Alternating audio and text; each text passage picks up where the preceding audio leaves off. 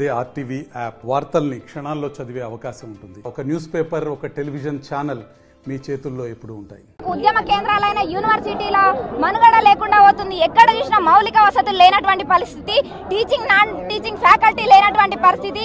ఈ రోజు self finance కోర్సుల మీద, మెస్ డిపాజిట్ల పేరు మీద వేలకు వేలు ప్రైవేట్ ఇన్స్టిట్యూషన్స్ కు పోటీగా ఈ రోజు ఫీజులు వసూలు చేస్తా ఉన్నారు. బీసీలేమో ఏసీ భవనాల్లో ఉంటారు, కానీ పేద విద్యార్థులకేమో ఈ రోజు పాడుబడ్డ బంగ్లాలలో మౌలిక వసతులు లేకుండా ఒక బూజు పట్టిన రూములలో ఉంటున్నటువంటి దయనీయమైన పరిస్థితి ఈ రోజు విద్యార్థులలో ఉంది.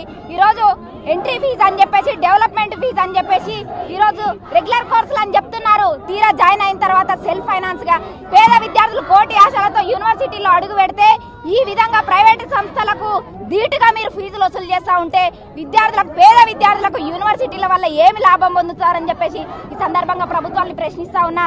గత ప్రభుత్వం కూడా ఇదే విధంగా వాళ్ళ యొక్క యూనివర్సిటీల పైన చిన్న చూపు చూపుతూ విద్యా వ్యవస్థను నిర్వీర్యం చేసింది.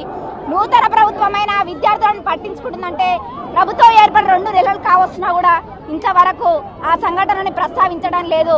రేవంత్ రెడ్డి గారు మిమ్మల్ని ఎన్నుకుందే విద్యార్థుల జీవితాలు, నిరుద్యోగుల జీవితాలు బాగుపెట్టాలని.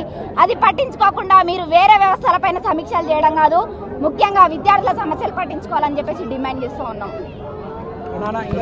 మరిన్ని వీడియోస్ కోసం ఛానల్ ని సబ్స్క్రైబ్ చేయండి. లేటెస్ట్ అప్డేట్స్ కోసం వాట్సాప్ ఛానల్ ని ఫాలో చేయండి. అండ్ లింక్ డిస్క్రిప్షన్ లో ఉంది.